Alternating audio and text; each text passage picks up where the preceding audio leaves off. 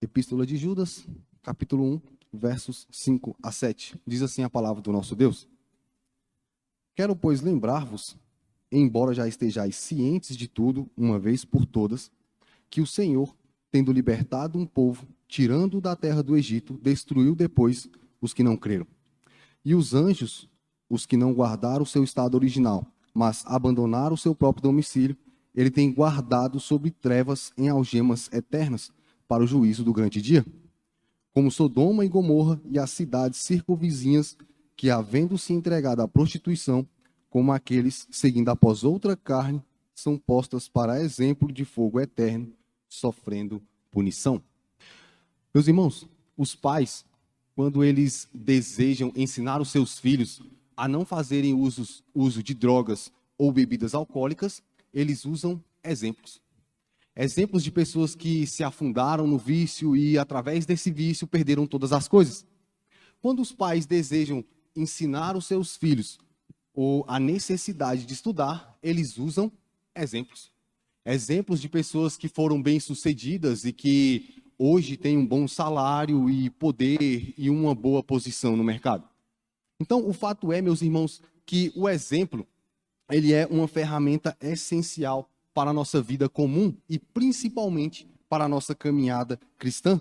Com os exemplos, meus irmãos, nós aprendemos com os erros dos outros e também com os acertos. Com os exemplos, os exemplos eles nos ajudam tanto a evitar pecados, como também a agradar o nosso Deus. Os exemplos eles nos ajudam a imitarmos quem deve ser imitado e a rejeitar quem deve ser rejeitado. Paulo, quando escreve a sua primeira epístola aos Coríntios, capítulo 10, verso 6, Paulo diz que as coisas do passado, elas se tornaram exemplos para nós, para que nós não cometamos, então, os mesmos erros dos nossos irmãos em Cristo no passado. Além disso, irmãos, além do exemplo ser uma ferramenta essencial, ela é também necessária na nossa vida cotidiana e também na nossa vida cristã, principalmente na nossa vida cristã, porque ela nos ensina de uma forma melhor e mais eficaz. Jesus, os seus discípulos e os seus apóstolos, sempre que eles iam ensinar, eles usavam exemplos. Judas, nestes versículos aqui, ele adverte os seus leitores usando exemplos passados. E ele usa esses exemplos passados com o desejo de mostrar o destino de todos aqueles que, de acordo com o versículo 4, transformam em libertinagem a graça de Deus. E também ele deseja nos mostrar, através desses exemplos passados, que Deus condena e julga de forma imparcial todo falso mestre e, consequentemente, também os seus seguidores.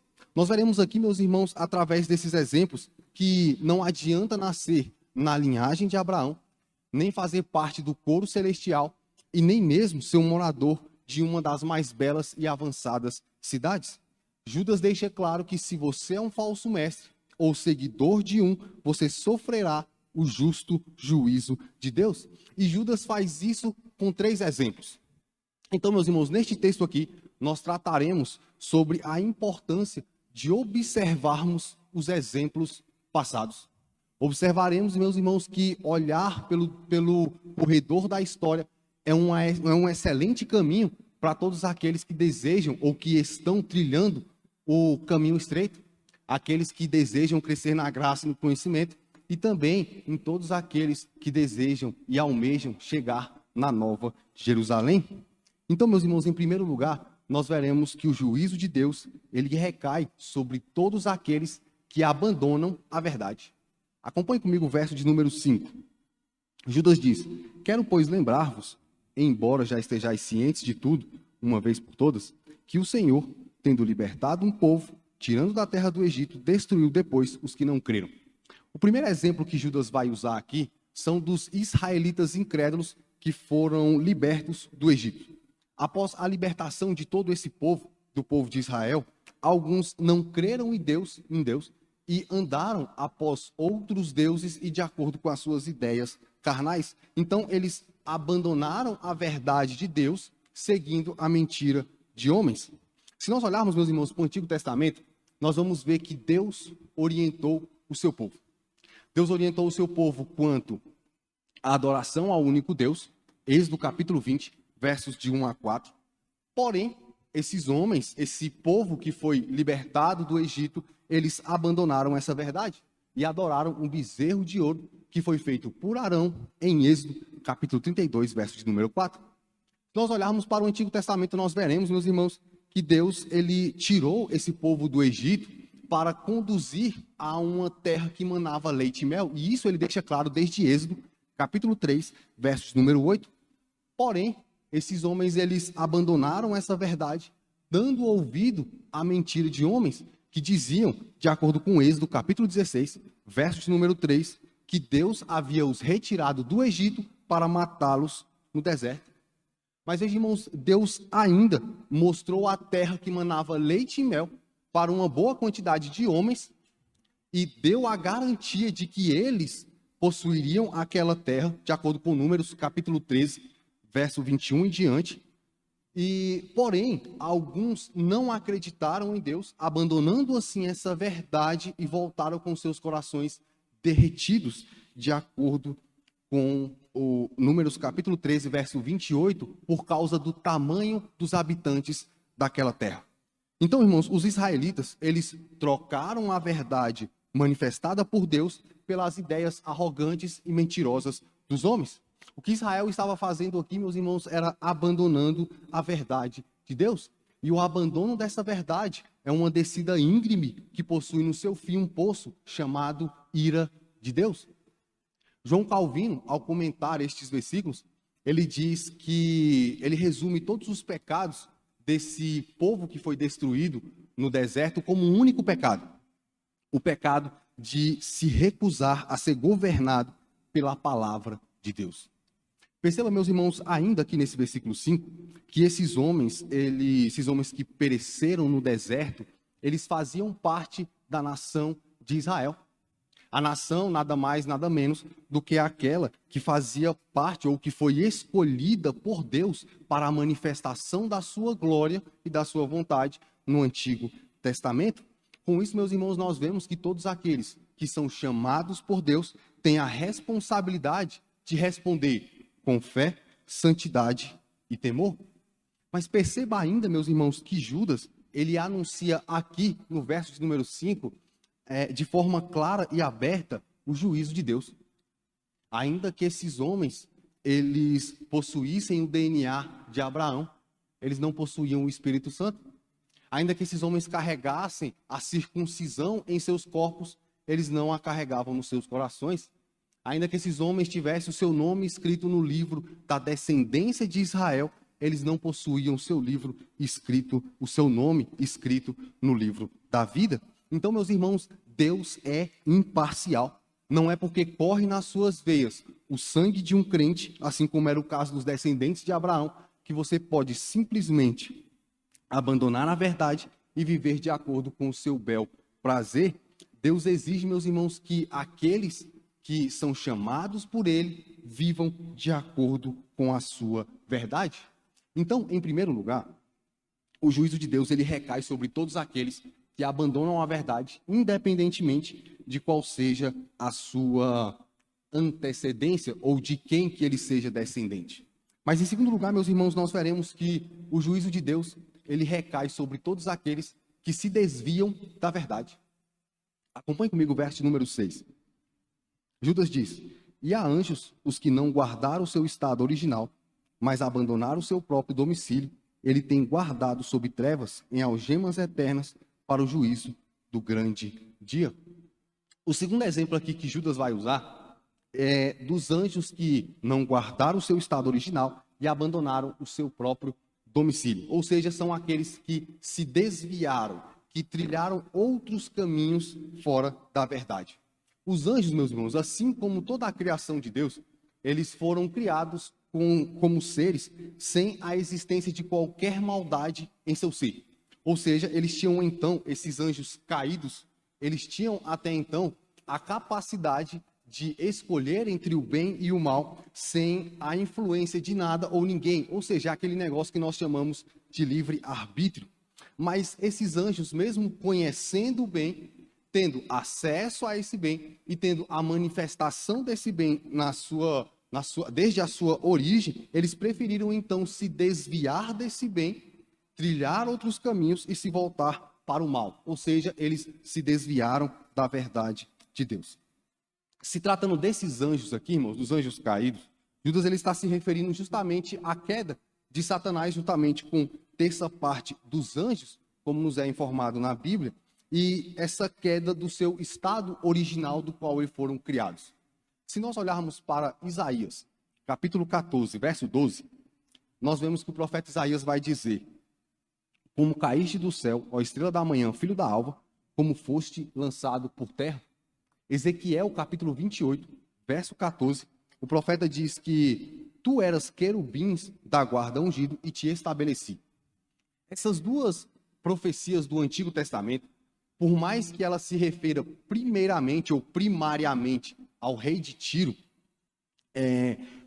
elas têm sido interpretadas, e nós concordamos com essas interpretações, elas têm sido interpretadas como referências à queda de Satanás. Por causa da vaidade, inveja e soberba, assim como era o caso do rei de Tiro, Deus o castigou e junto com ele, terça parte dos anjos.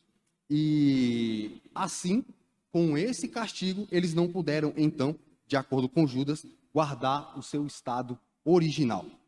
Apesar, meus irmãos, de não ter nenhuma citação bíblica que se refira diretamente ou especificamente a esse episódio, há outras passagens que fortalecem e que corroboram com essa ideia desses textos do Antigo Testamento. Por exemplo, Jesus, em Lucas, capítulo 10, verso 18, diz que eu via Satanás caindo do céu como um relâmpago. Pedro, na sua segunda epístola, capítulo 2, verso 4, diz que Deus não poupou os anjos quando eles pecaram. E Paulo, escrevendo ao jovem Timóteo, na sua primeira epístola, capítulo 3, verso 6, diz para o jovem Timóteo não se ensoberbecer, para que ele não sofra a mesma condenação do diabo. Então, claramente aqui, apesar de haver muitas divergências quanto a isso, apesar disso, Judas ele está aqui se referindo à queda de Satanás e dos anjos. Esses seres angelicais, eles se rebelaram contra Deus por conta de estarem insatisfeitos com a sua posição, ou seja, com o seu estado original de autoridade com que eles foram criados. Eles desejaram mais, eles desejaram ser maiores do que Deus, então eles abriram mão de sua posição e dessa forma eles, então, de acordo com Judas, eles abandonaram o seu próprio domicílio. Então, após eles não guardarem o seu estado e abandonarem o seu próprio domicílio, estes anjos, eles foram então guardados sob trevas. Essa expressão é uma figura de linguagem, a qual significa que Deus os condenou, os limitou e impôs um castigo de uma forma irrevogável. Diferentemente dos homens que ainda podem se arrepender e crer, ainda que seja no último segundo de vida, assim como foi o caso do ladrão na cruz e de tantos outros ao longo da história, esses anjos, eles não têm essa opção. Ou seja, não há perdão e nem redenção para eles. Não há possibilidade de salvação para esses anjos caídos. Só abrindo um parênteses, irmãos, um ponto essencial é que há algumas linhas teológicas que aderem ao ensino ou à doutrina do universalismo. O que é o universalismo? O universalismo é a ideia de que no final das contas, no fim de todas as coisas, todos serão salvos. Por quê? Porque Cristo veio e expiou o pecado de todos. Cada indivíduo, individualmente, foram expiados os pecados de todos. Inclusive, há algumas vertentes dentro dessas linhas teológicas que aderem a esse ensino, eles afirmam que, inclusive, até mesmo os anjos caídos serão salvos. Porém, Judas deixa claro aqui que eles foram condenados irrevogavelmente, eles foram guardados sob trevas. Se nós olharmos para Mateus capítulo 25, verso 41, o próprio Jesus diz que o fogo eterno está preparado para o diabo e seus anjos, ou seja, não há possibilidade de salvação para esses anjos caídos, eles foram irrevogavelmente condenados por Deus. Judas, irmãos, nesse versículo 6 aqui, ele vai usar um típico exemplo judaico, que é um exemplo do maior para o menor. Ou seja, se Deus puniu de forma terrível e irrevogável uma raça que possui um estado mais elevado que o nosso, e se Deus infligiu tal castigo sobre os habitantes dos céus, que são superiores a nós e que se desviaram da verdade, então certamente ele condenará os homens, habitantes da terra, que são inferiores aos anjos e que mesmo conhecendo a verdade, ou então tendo acesso a essa verdade, desejaram ou foram por outros caminhos. Eles se desviaram da verdade. Então a ideia aqui do versículo 6 é que eles se desviaram da verdade. Então, semelhantemente a esses anjos caídos, esses falsos mestres a qual Judas combate nessa epístola, eles têm para si, de acordo com o verso 4 de Judas, a sua condenação já pronunciada. E de acordo com o versículo 13, estão para eles guardadas a negridão das trevas. Um último ponto, irmãos, para nós observarmos aqui nesse versículo 6, é que perceba aqui a atrocidade do castigo que Judas menciona. Esses anjos, eles eram espíritos livres, poderes celestiais, e eles não apenas desfrutavam da luz gloriosa de Deus, como também o seu resplendor brilhava a partir deles. Então, ele, como raio, se espelhava em todo o universo. Mas agora, depois que eles pecaram, eles estão submersos em trevas, e em estado de miséria. A partir do momento em que eles se desviaram da verdade de Deus, eles não somente perderam tudo o que tinha, mas também, para onde quer que sigam, eles arrastam as suas cadeias, ou seja, as suas algemas eternas, e permanecem em trevas.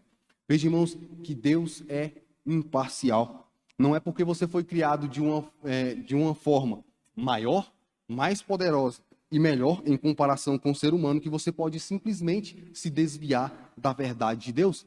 Quer seja anjo, quer seja homem, deve viver de acordo com a sua verdade. Então, em segundo lugar, o juízo de Deus ele recai sobre todos aqueles que se desviam ou que se afastam, que vão por outros caminhos da verdade de Deus, independentemente de quem seja ou de onde seja a sua origem, se no céu ou se na terra.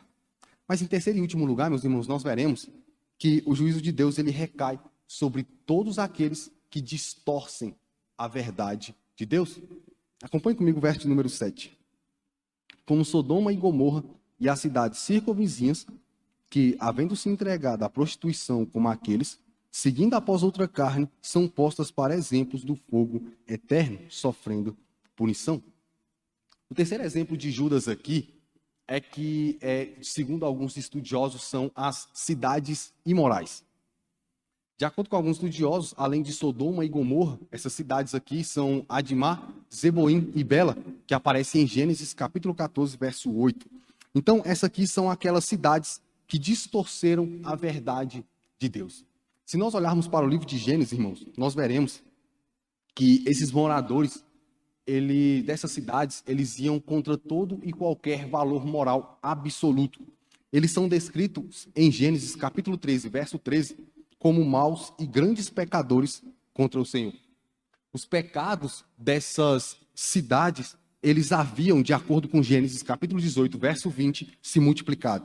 E a situação dessas cidades, elas eram tão abomináveis que, de acordo com Gênesis capítulo 18, versos 28 a 33, não havia 10 justos, o que teria poupado essas cidades da destruição.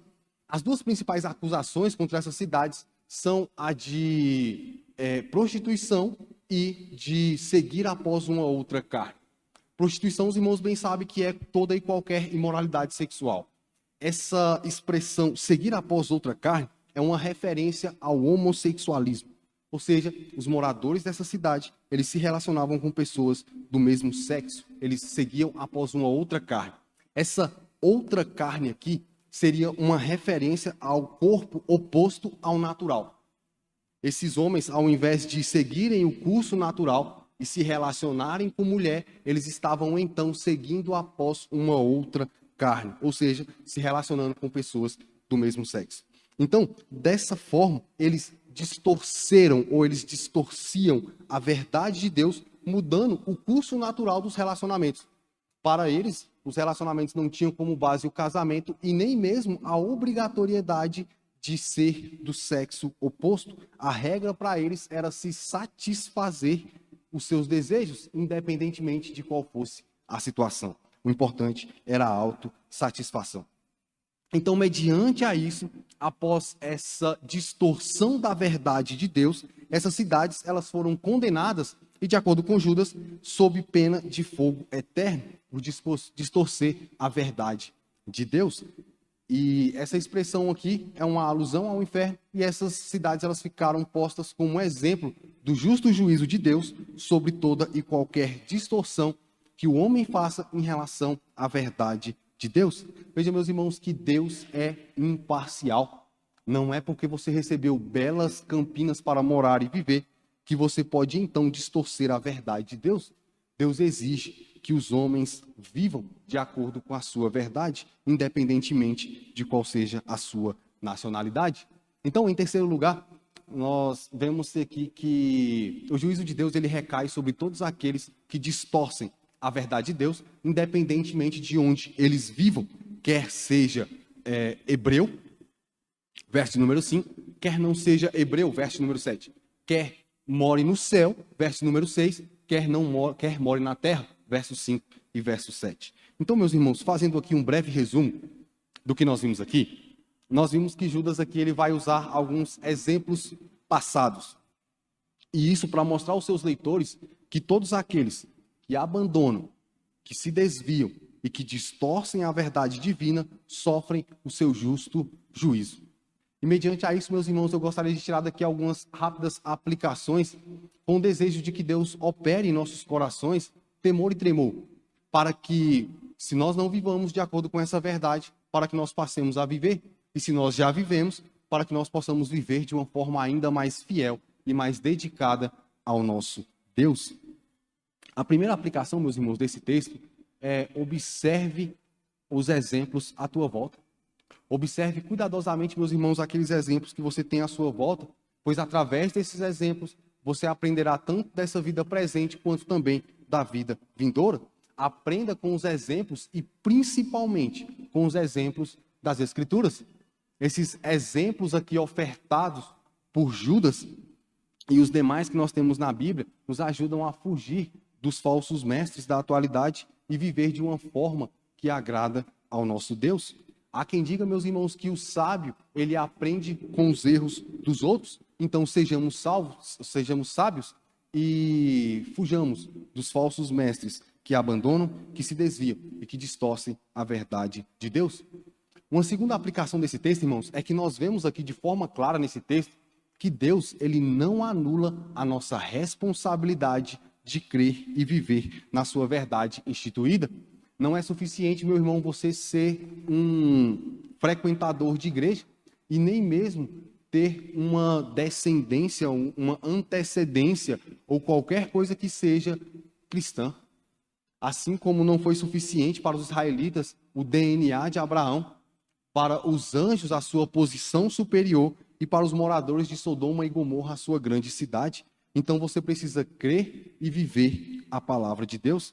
Ela deve ser a sua única regra de fé e prática. Você precisa conhecê-la e defendê-la. Ela deve estar presente no teu coração, nos teus pensamentos e nas tuas ações. Ela deve ser aquilo que rege e guia a sua vida. E ainda, meus irmãos, ela deve ser a base para tudo na sua vida. Ainda que nós conheçamos, meus irmãos, um pouco da soberania de Deus, nós vemos claramente aqui que ela não anula a nossa responsabilidade de se esforçar e de empregar todas as forças para viver de acordo com a sua verdade. Uma última aplicação, irmãos, desse texto é que eu gostaria de mostrar aos irmãos que essa verdade aqui, a qual nós defendemos, ela é santa e justa. Ela visa aquilo que é santo e justo. Ela promove a adoração ao único que é digno de recebê-la, ou seja, ao verdadeiro Deus. Ele prioriza o bem para o benfeitor e o castigo para o malfeitor. Ela estabelece leis que mantêm a ordem em todos os lugares onde ela é seguida e priorizada. Ela indica o bom caminho e torna o homem sábio E ainda, meus irmãos, ela faz grandes promessas aos mais vis e indignos pecadores, como eu e você. Então, logo, meus irmãos, nós não apenas precisamos, como nós também devemos viver de acordo com essa verdade que Deus estabeleceu. Concluo, meus irmãos, afirmando, então, que você deve fugir de homens que abandonam, que se desviam e que distorcem a verdade de Deus, pois estes vão contra todo o bem que emana da mais rica fonte de bondade, que são as Sagradas Escrituras, e a calamidade, e o fim deles é a calamidade eterna. Assim como diz Jesus em Mateus capítulo 7, verso 15, acautelai-vos dos falsos profetas ou dos falsos mestres, e dedique-se mais à tua Bíblia, estude mais a palavra de Deus, dedique mais tempo da sua semana, do seu ano, da sua vida, pois assim como foi no passado, será também no futuro. Ou seja, haverá juízo para os falsos mestres e, consequentemente, também para os seus seguidores. Amém?